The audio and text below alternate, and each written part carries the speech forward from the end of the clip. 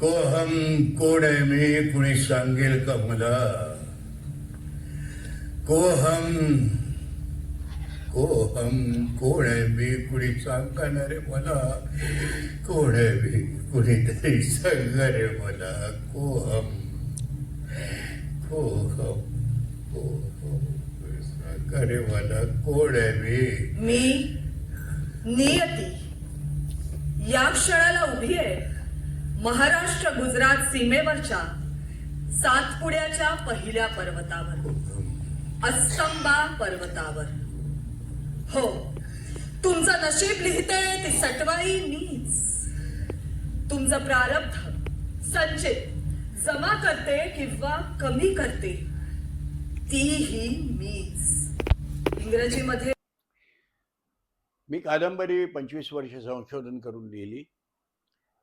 ती कादंबरीला प्रचंड खप आहे. 9वी आवृत्ती आता संपत आली आहे. त्याचा पॉडकास्ट जो झाला तो 2 लाख 2.25 लाख जवळजवळ गेला.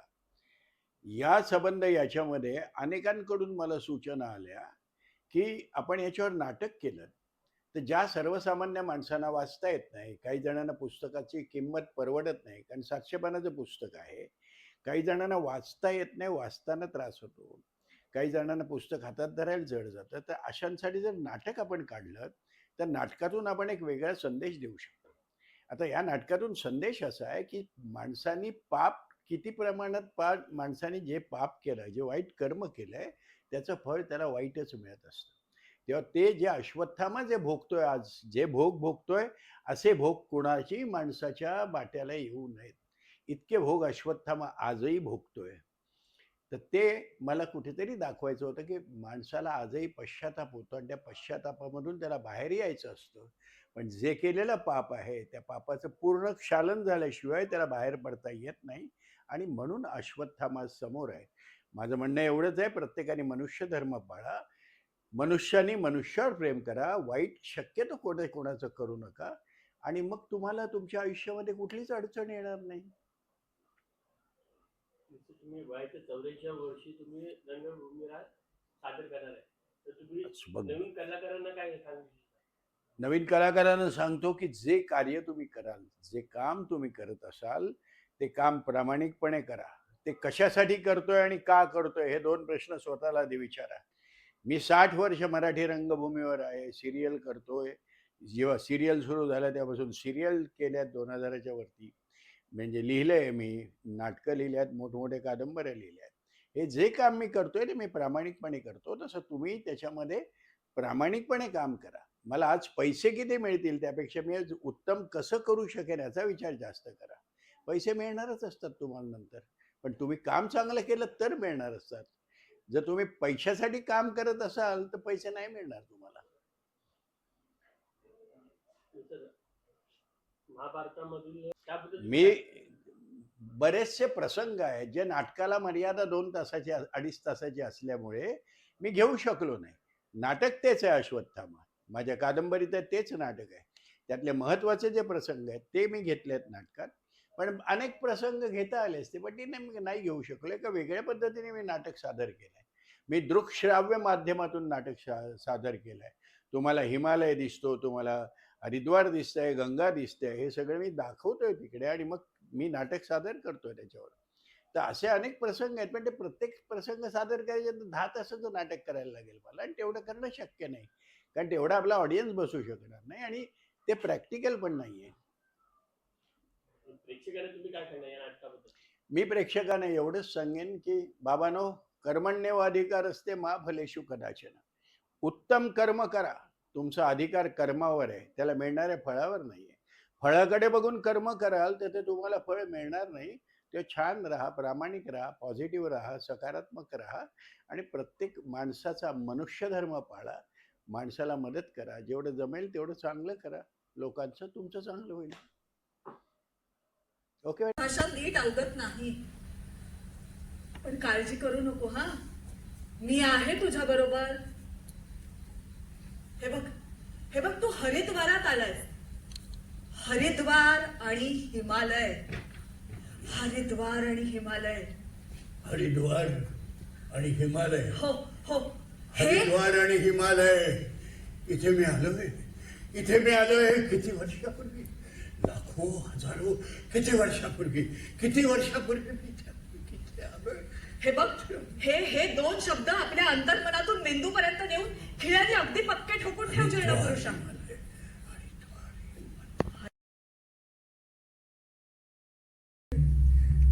शांत हो. यात्रेकरू बाहेर गेले. आत्ता गाभाऱ्यात कोणी नाही.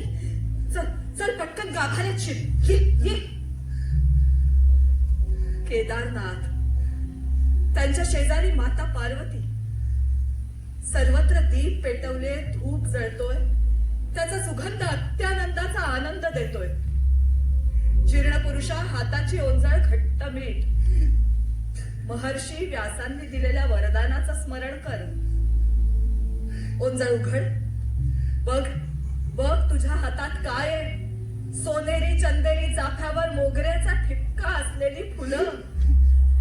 केदारनाथांकडे प्रार्थना कर. देवा केदारनाथा, माझ्या अभिषेकाचा स्वीकार करा. ही फुलं एका व्यास पौर्णिमेला महर्षी व्यासाने तुमच्यासाठी दिली आहेत. त्याचा स्वीकार करा आणि मला सांगा मी कोण आहे. मी कोण आहे. केदारनाथा, मला सांगा मी कोण आहे.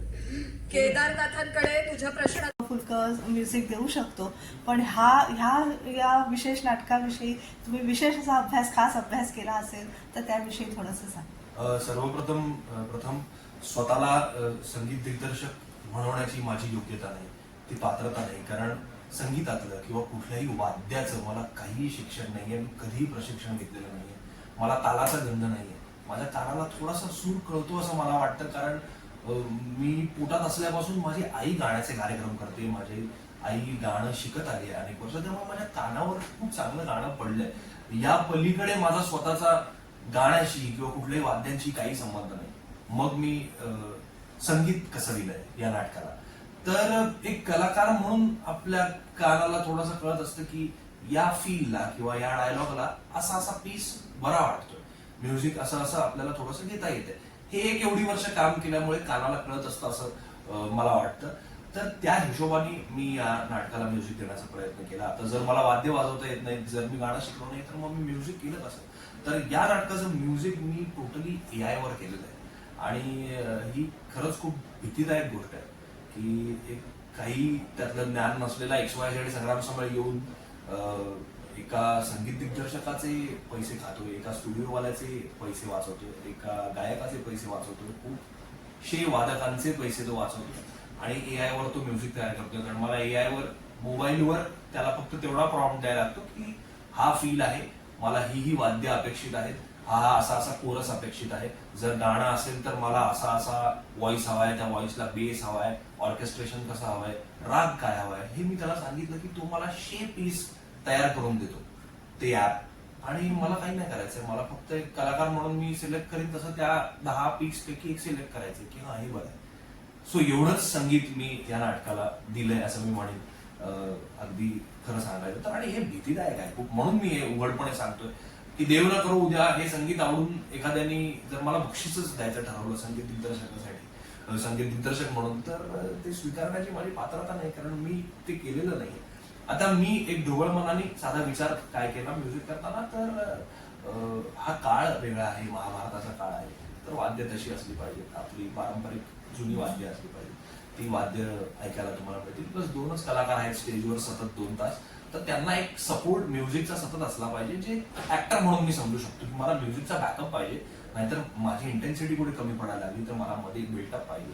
सो ते करण्याचा मी प्रयत्न केला. एक 2 तासाचा अश्वत्थाम्याचा जो प्रवास आहे ते प्रवास वर्णन संगीतातनं मी करण्याचा प्रयत्न केला. अर्थात सगळं AI केलंय, पण माझी थॉट प्रोसेस त्याच्या मागची ही आहे. आता एक कुटुंबाचाच भाग आहे, पण तरी सुद्धा एक थर्ड पर्सन म्हणून ऍज एम्पायर म्हणून नाटकाकडे तू कसं पाहतोस त्याविषयी? खरं तर बाबांना हॅट्स ऑफ. मी नेहमी म्हणतो की सतत नवीन काहीतरी करत राहण्याची त्यांची जी ऊर्जा आहे ती आम्हाला सगळ्यांना मिळत राहो त्यांच्याकडनं, ही आम्ही नेहमी प्रार्थना करतो. कारण आज 80व्या वर्षी त्यांची एनर्जी पाहण्यासारखी आहे. इथे नाट्यगृहाच्या जवळ पोहोचल्यावर त्यांच्या चेहऱ्यावर जे तेज येतं, जे मी लहानपणापासून अगदी विंगेत त्यांचं काम बघत असल्यापासून बघत आलोय, ते पाहण्यासाठी आम्ही घरचे इथे त्यांच्या बरोबर येतो. आमची सगळी कामं बाजूला ठेवून की त्याला स्टेजवर बघायचंय आणि त्याला स्टेजवर बघण्याचा आमचा आनंद वेगळा आहे, कारण त्याला मिळणारा तो आनंद वेगळा आहे. सो हे झालं बाबांविषयी. नाटकाबद्दल बोलायचं तर बाबांच्या गाजलेल्या कादंबरीवर आधारित हे नाटक आहे. एक वेगळा प्रयोग आहे. अश्वत्थाम्याचा प्रवास ज्यांनी ज्यांनी कादंबरी वाचली असेल त्यांना चांगलंच कळेल की काय दिसणार आहे लाईव्ह. म्हणजे जे कादंबरी वाचतात ते नेहमी बाबांना सांगतात की डोळ्यासमोर दृश्य उभं राहतं नुसतं वाचतानाच. तर ते उभं राहिलेलं दृश्य हेच आहे.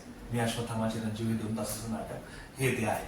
सो मी सगळ्यांना आवाहन करतो की जर तुम्ही नाटक पाहिलं नसेल तर एक वेगळा प्रकार, एक वेगळा प्रवास. बाबांनी 20 वर्ष अश्वत्थामा शोधण्याचा प्रयत्न केला आणि 20 वर्षांनंतर त्यांनी कादंबरी लिहिली. कादंबरीच्या 9 आवृत्त्या प्रसिद्ध झाल्या आणि आता तो स्वतः अश्वत्थामा जगण्याचा प्रयत्न करतोय. सो त्याचा हा प्रयत्न कसा वाटतोय हे पाहण्यासाठी तुम्ही जवळच्या नाट्यगृहात नक्की या. नक्कीच. आपली तर रंगभूमी म्हणजे नाट्यसंगीतापासूनची वाटचाल आहे अगदी आताच्या आधुनिक नाटकांपर्यंत. तर तुम्ही जसं म्हणाला तुम्ही एआयचा वापर केलेला आहे, तर नाट्यसृष्टीवर एआयचा काय इम्पॅक्ट पडू शकतो त्या दृष्टीने थोडंसं विचारायचं की तुम्ही जसं स्वतःच म्हटलं की अनेक कलाकारांचं आणि अनेक काम कमी होऊ शकतं या पुढल्या पिढीत, तर एआयचा इम्पॅक्ट काय पडेल रंगभूमीवर त्या दृष्टीने?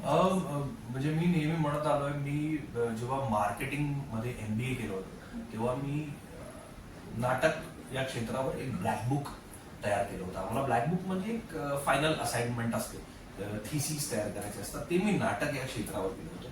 कारण मला वाटतं हा असा एकमेव व्यवसाय असेल जिथे करोडोंची उलाढाल होते पण कुठेही लिखापडी होत नाही. सगळ्या गोष्टी अंडरस्टँडिंगवर होतात. सगळ्यात अनऑर्गनाइज्ड असा हा व्यवसाय आहे, जिथे काही एक 15-20 लोक असतील जे मॅनेजर्स म्हणून कामं करतात. त्यांच्याकडे थिएटर्स तारखा देतं, मग त्या तारखा पसरतात, मग कोण प्रयोग करतं. म्हणजे तुम्हाला इव्हन सांगतो की जसं आता आज माझ्याकडे तारीख आहे, मला जमणार नाहीये तो प्रयोग करायला, तर मी तुम्हाला फोनवरच सांगतो की ही मला जमत नाहीये, ही तू कर. त्याच्यात मी काही कुठलं लेटर लिहून देत नाही की ही मी करत नाहीये, तू कर.